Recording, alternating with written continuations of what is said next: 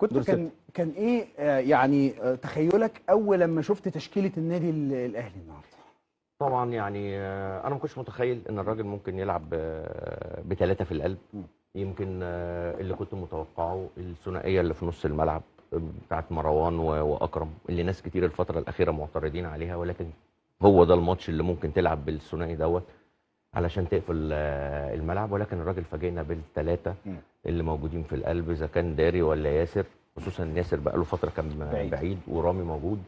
الراجل النهارده عمل كل حاجه كويسه، الراجل محضر للماتش بطريقه كويسه جدا، الراجل قفل على فرقه صن داونز، ما ادهمش مساحات يتنفسوا فيها ولا ادوهم المساحات اللي هم دايما بيدوروا عليها فريق صن داونز، اللي هي المساحات اللي دايما بيدوروا عليها في ظهر الاثنين بتوع نص الملعب وقبل المساكين، اللي من خلالها بيعرفوا يخترقوا.